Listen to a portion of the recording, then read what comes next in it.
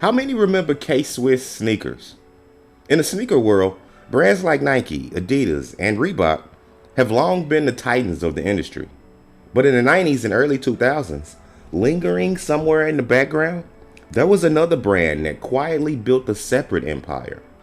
One that once commanded respect on tennis courts, in hip-hop culture, and in everyday streetwear. That brand was K-Swiss.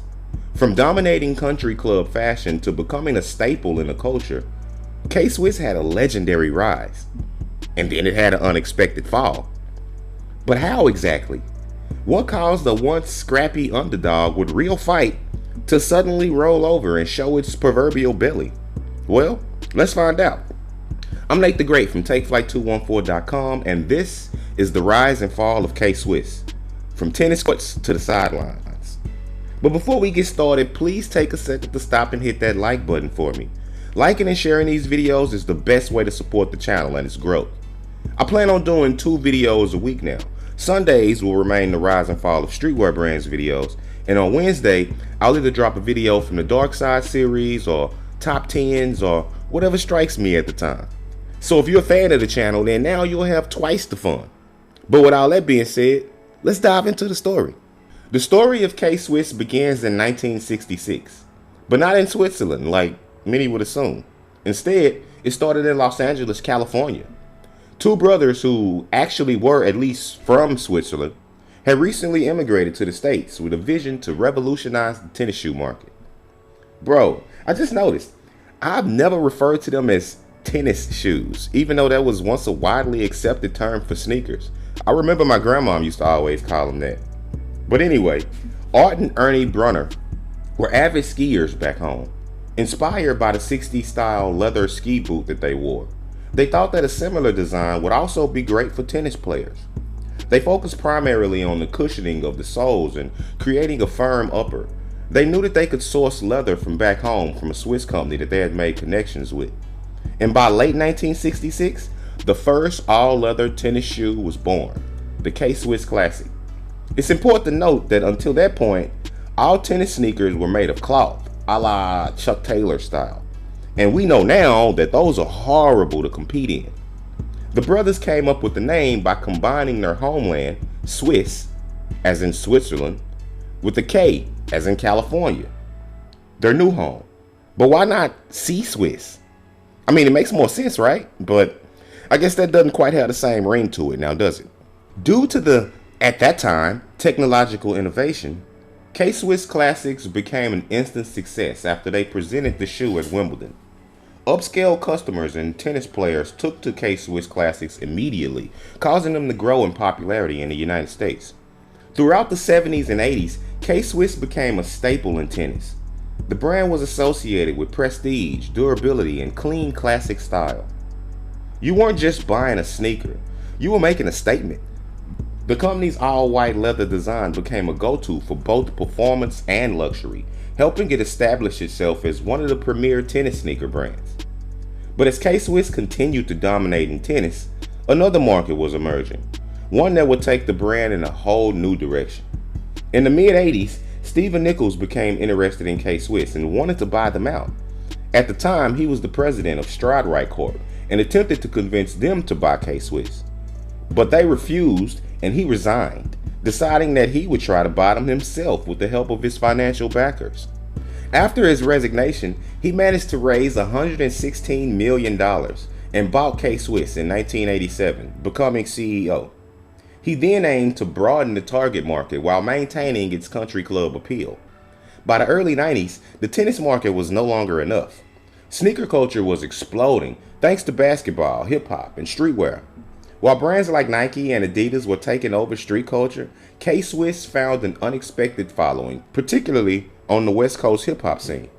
Artists like Ice Cube and other West Coast rappers started rocking K-Swiss Classics, giving the brand street credibility. The clean, simple design became a perfect match for the laid-back, effortless style of the 90s. The shoes were tough, stylish, and affordable, all qualities that resonated with consumers. K-Swiss leaned in hard, capitalizing on its momentum by positioning itself as more than just a tennis brand. They began marketing their sneakers as a lifestyle statement, a clean alternative to the more aggressive designs of Nike and Reebok. K-Swiss took a unique approach to marketing. Instead of going head-to-head with Jordan and Air Max, which was smart at the time to avoid that, they focused on a cleaner, premium aesthetic. Their sneakers became popular with rappers, casual sneaker lovers, and even the prep scene. It was a shoe that could be worn with jeans, sweatpants, or anything in between, basically. The brand strategy of simplicity, classic leather designs, subtle branding, and a focus on quality over hype was really working for them. As the early 2000s rolled in, K-Swiss continued to grow, thanks to its strategic marketing and collaborations. They tapped into celebrity culture with major names wearing the shoes in music videos, on the red carpet, and even on the TV show MTV Cribs. Remember that one? Might have to do a video on that one day. One of the biggest moves was their I Wear K-Swiss campaign, which featured everyday people and athletes talking about why they love the brand. It made K-Swiss feel relatable, like it was a sneaker for everyone. The early 2000s marked the peak of K-Swiss in the market. But as the song says, what a difference a day makes. As the mid-2000s approached, the sneaker game was changing again. Performance and tech-heavy sneakers became a new standard, with brands like Nike, Adidas, and Puma pushing futuristic designs and innovative cushioning. Meanwhile, K-Swiss stuck to the classic look. I mean, if it ain't broke, don't fix it, right? And while it still had a loyal fan base, younger sneakerheads were drawn more to modern silhouettes. The rise of brands like Supreme and hype collaborations made it even harder for K-Swiss to compete in a market dominated by limited releases and exclusive drops. Steven Nichols and Co. saw the writing on the wall and decided to get out while the getting was good.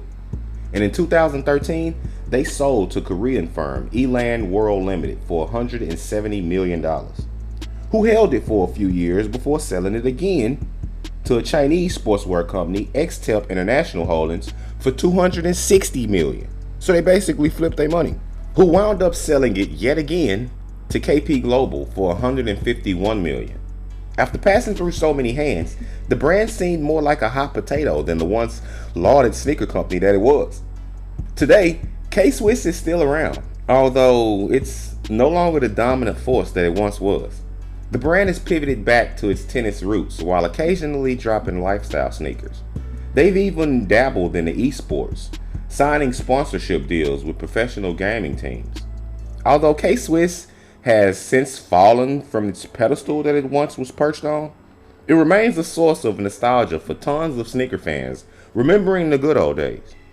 I remember as a kid, the go-to for clean, well-known shoes that matched with anything always came down to either K-Swiss or Air Force Ones for me. And although I'll admit, I owned way more Air Force Ones than I did K-Swiss, but I did have a fair share of them back in the day in my collection. They may have not have had the flashiest designs or the biggest endorsement, but for a time, they were the go-to sneaker for style, comfort, and simplicity. Although they never were a serious threat to the bigger sneaker brands, they managed to carve out a section in the market and call it their own for several years and made a lot of money off doing so. Their clean, all-white aesthetic was iconic, and their impact on sneaker culture is undeniable. Whether they make a major comeback or stay a low-key favorite, K-Swiss will always be remembered as a brand that did things its own way. But what do you think? Were you a fan of K-Swiss back in the day? Would you still wear their stuff today? Hit us in the comment section and let us know. If you made it all the way to the end of the video and you enjoyed what you saw, we hope you already smashed that like button for us. I know I say it all of the time, but liking and sharing the videos is truly the only way to help the YouTube algorithms notice us and to continue to promote us to grow. We also plan on doing a members section where you can subscribe and become a member for exclusive inside information. There'll be special release videos for you guys, and you'll also be able to reach out to me and make suggestions for new videos coming up. And if you want to be updated whenever those new videos come out, then don't forget to hit the subscribe button and then the notification bell. That way you can be reminded when each new episode is released. With all that being said, I'm Nate the Great from TakeFlight214.com signing out. Until next time, peace.